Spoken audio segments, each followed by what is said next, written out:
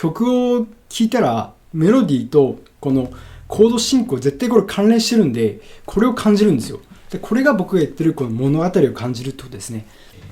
はい、こんにちは、低音振動です。今回ですね、前回の動画で曲を覚える際にコード進行をこの物語として捉えるとすごいいいですよって話したじゃないですか。で、その続きで今回ですね、実際のスタンダード曲サマータイムを使ってちょっとやっていこうと思います。で、前回の動画見てない人はすごい大事なこの動画につながる、大事な話をしているので、ぜひ一回見てください。では行ってみましょう。で、今日やるのはですね、ジャズスタンダード曲のサマータイムという曲なんですけど、この曲は元は曲のことを話せばジョージ・ガーシュウィンっていう、すごい有名な作曲家の、曲なんですけど、ポギー&ベスっていうオペラがあって、それの中の一曲がこの曲サマータイムなんですけど、マイルス・デイビスもこのポギー&ベスっていうギル・エヴァンスと一緒にアルバム作ったりしますよね。それも聴いてもらいたいんですけど、僕おすすめするのがそれもいいんですけど、ビリー・ホリデーとかエラ・フィッツジェラルドが歌ってるバージョンがあるんですけど、それがですね、本当に夏、サマータイム、まさしくサマータイムみたいな雰囲気が味わえる曲で、聞いたことある方も本当多いと思うんですけど、もし聞いたことなかったらですね、一回その感じをちょっとぜひ聞いてもらいたいなと。下にリンク貼っておきます。ぜひ聞いてみてください。はい。で、余談は置いといて、で、最初にまずやるのがですね、メロディーを口ずさめるようにするのと、コードの機能和声ですね、コード進行を機能和声とか番号で書いて整理するってことですね。これ自体はですね、他の動画ちょっと使ってるんで、ここでは省いちゃうんですけども、これもまた他のそっちの動画ちょっと見てください。はい。で、メロディーについてですね、メロディーについてこの前言わなかったんですけど、コードはこの情景、周りのこの情景を表して、で、コード進行はシナリオみたいにこの全体的な物語を進めていくものだっていう話をしたんですけど、メロディーはじゃあ何なのかって言ったら、メロディー自体はですね、僕が考えるに、この物語の実際の内容みたいな感じですね。だから本当に何をやったとか、もっと細かな描写みたいな感じですね。で、グルーブとか弾き方とかが、僕が考えるのはやっぱり表現っていうか、いろんな小説で言ったらみんなこの書き方があるじゃないですか。そのニュアンスっていうか、村上春樹風みたいなのとかあるじゃないですか。多分あんなのが僕はグルーブであるとか、その人のあれだと思いますね。書き方とか。例えばセロニアス・モンクだったら、セロニアス・モンクってセロニアス・モンクじゃないですか。だからあの人はああいう書き方っていうか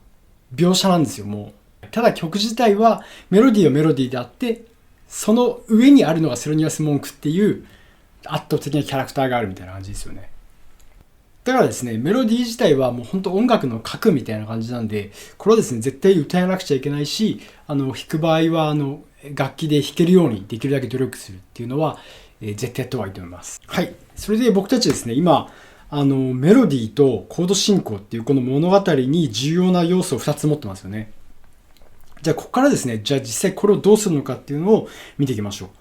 で、曲のキーは原曲の a マイナーでやっていくんですけども、この曲ですね、名曲っていうだけあっても結構いろんなバージョンがあって、マイルス・デイビスのやつだったり、チェット・ベイカーとか、ノラ・ジョーンズも歌ったりしてるんですけど、でみんなキーが違うんですよ。だからこの番号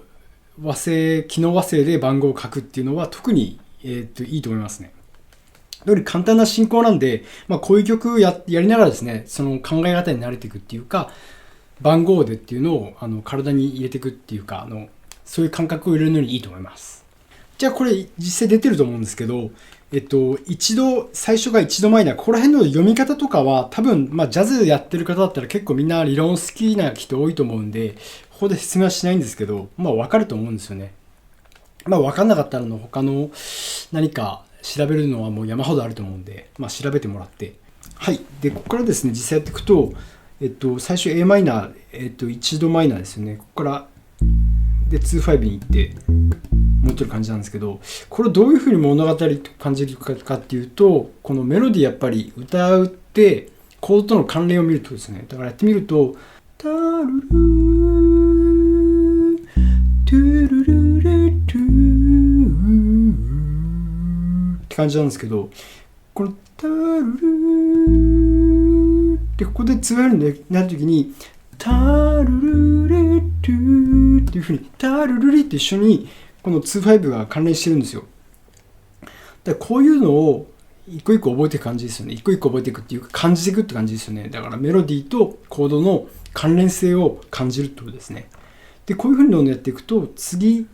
ヨドマイナーに行きますけど、5小節目。テルリテルリリトゥトゥトゥトゥタルルリトゥで、次行くと5小節目からまた一緒ですね。タタルルタルルリトゥトゥトゥで、ここ最後の4節目がこうキーポイントになって僕の中ではこれ C メジャーになるじゃないですか。これ平行調のこの時にタートゥルルーって感じでちょっとパーッとこう光が差すような感じするの分かりますかね。ここで C メジャーでタートゥルルーってまたここから強いに戻る感じですね。タラトゥルルーっていうのはこの曲です。だからこういう風に曲を聴いたらメロディーとこのコード進行絶対これ関連してるんでこれを感じるんですよ。でこれが僕が言ってるこの物語を感じるってことですね。だから最後のC メジャーのところでもこう光が感じる感じがするなとかそういうのを覚えておくと例えばロストシャツするじゃないですか。ベーシストロスト結構まずいんですけど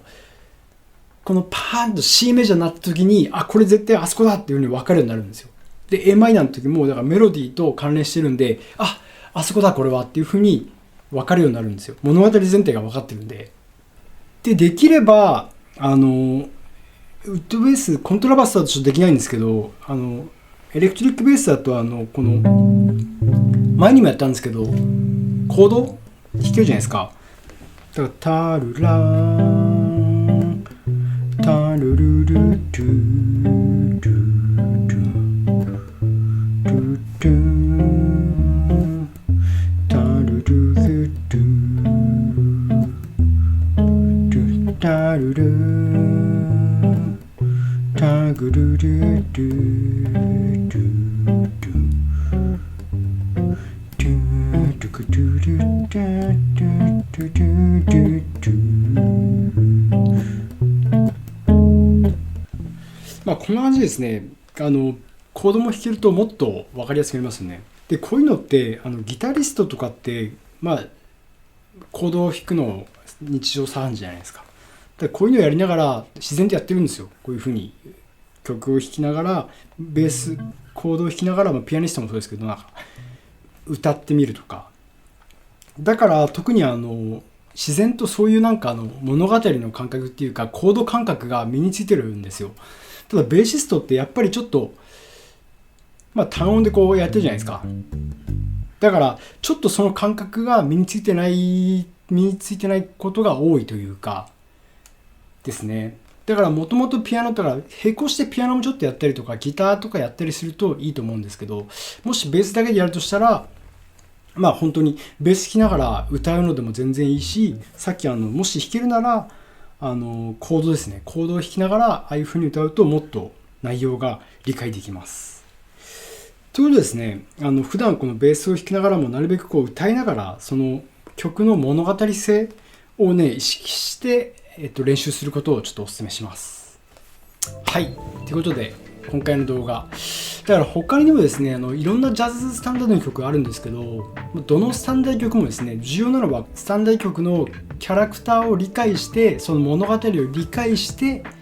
練習するっていうのが本当大切だと思います。だからそこら辺をどう理解するのかっていうのは、音楽理論は当然ですけど、ダイアトニックコードじゃないなとかでもやっぱヒントになるし、あとやっぱ歌ってですね、ここでこういう風になるとそういう感覚、やっぱ音楽感覚って本当大切だと思うんですよね。だからそういう感覚で感じるっていうか、そういうのも本当大切だと思います。で、あとできる曲を増やしていくって感じですよね。はい。では、また次回。